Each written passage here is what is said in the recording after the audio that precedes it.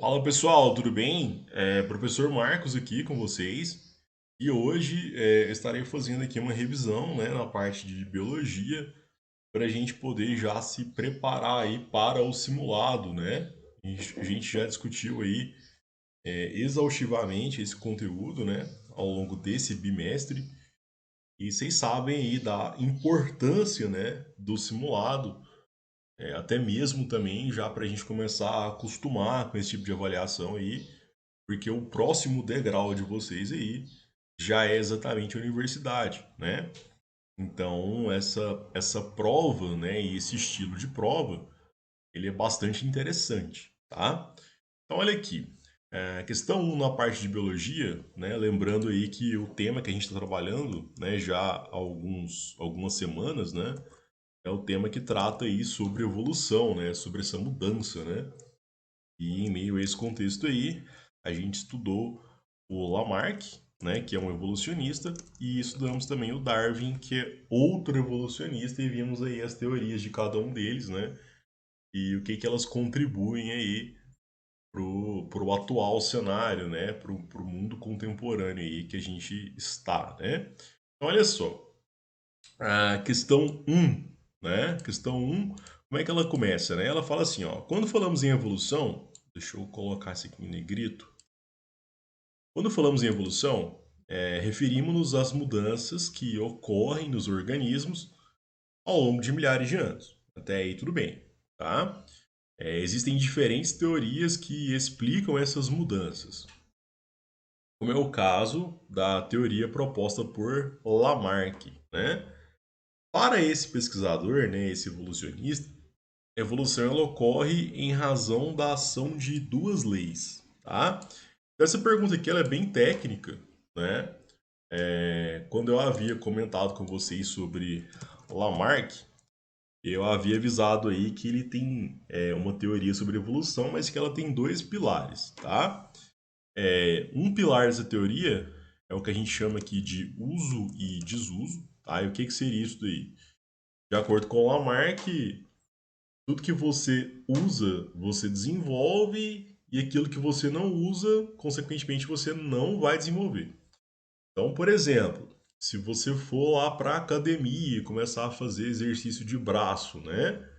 Então, num espaço de tempo aí, você vai começar, obviamente, a desenvolver a musculatura do seu braço. Então, por que que isso acontece? Porque como você está usando o membro, né, que é o braço aí, quanto mais você usa, quanto mais você trabalha esse membro, consequentemente ele vai se desenvolver mais do que os outros membros que você não está trabalhando com eles, tá certo? De acordo com Lamarck, né, isso aí seria um dos princípios da evolução, né, que ele defende na teoria dele, e que, de certa forma, se a gente poder analisar para os dias atuais, ele não está errado, né? Então, quando você utiliza um membro, obviamente esse membro vai desenvolver. Quando você não utiliza ele, ele não vai desenvolver. Então, isso que ele chamou de uso e desuso, tá? Onde que ele peca, né? Onde que ele erra na teoria dele, vamos dizer assim. Agora a gente consegue analisar que é um erro, mas para a época não dava para perceber isso, né? Sobretudo porque você não tinha tanta tecnologia, você não tinha tanta informação, você não tinha tantos trabalhos consistentes que poderiam ser provados, né? Então hoje, como já mudou muita coisa, a gente já consegue fazer uma análise muito melhor, né, sobre o que que a gente está de fato fazendo em ciências, né?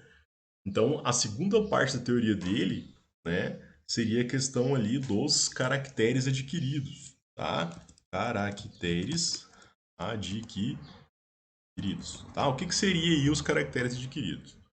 Então, de acordo com o Lamarck, né, se a gente voltar para esse exemplo do braço aí, que você foi lá e malhou o braço, desenvolveu o membro, você agora adquiriu um caractere, né,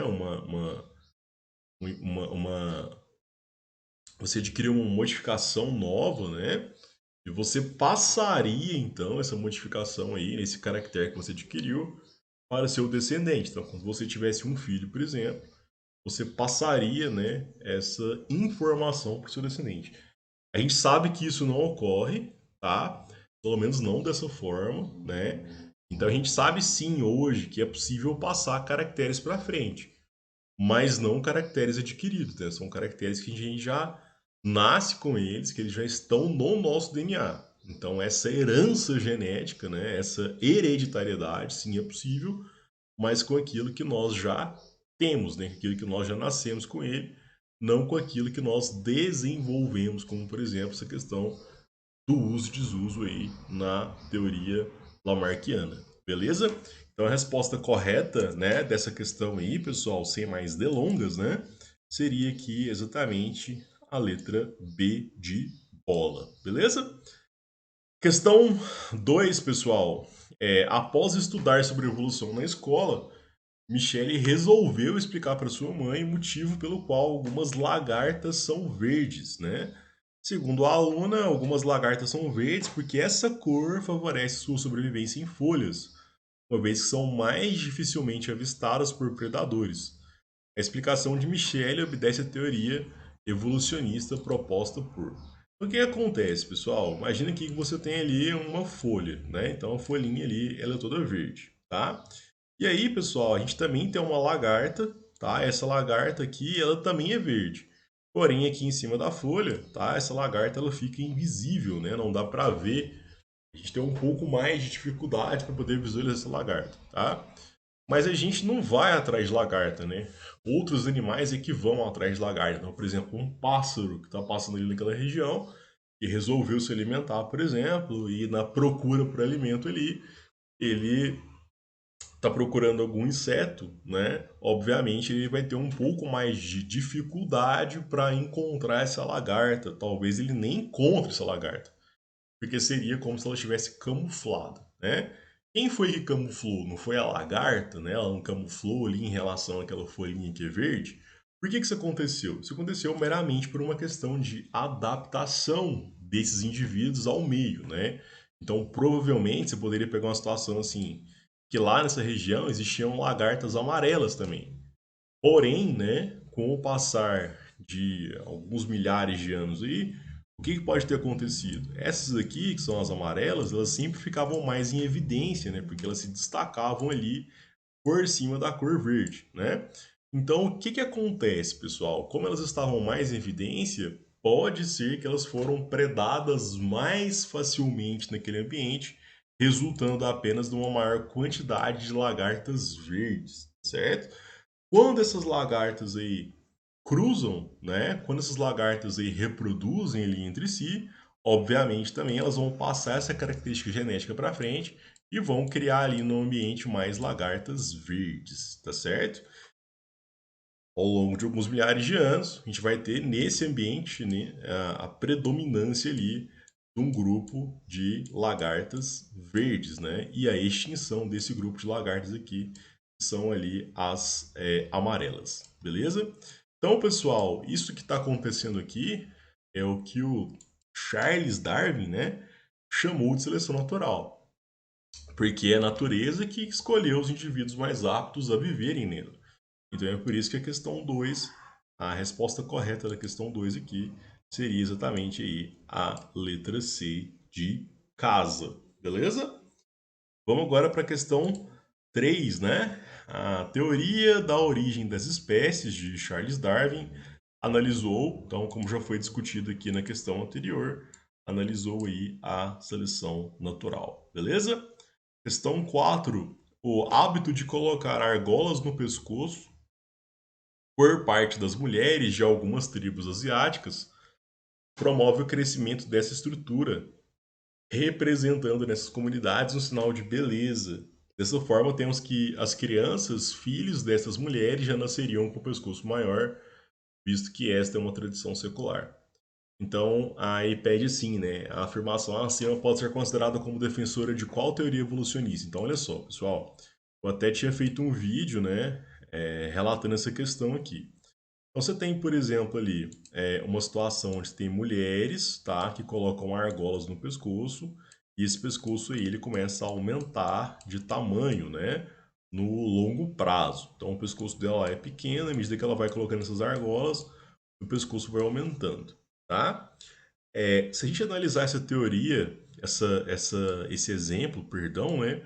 Se a gente analisar esse exemplo aqui à luz da teoria de Lamarck, né? O que é que a gente está percebendo, né? Que como elas estão ali trabalhando o pescoço, colocando argolas, esse pescoço está se desenvolvendo, ele está ficando maior, né? E o que acontece, né? De acordo ainda com a teoria, né? Se a gente pegar lá que os filhos dessas mulheres, quando nascessem, né? Eles já deveriam nascer com o pescoço maior, e de fato isso não acontece, tá? Só que a afirmação acima, né, ela diz assim, ó, isso aqui pode ser considerado como defensora de qual teoria evolucionista? Então, para lá.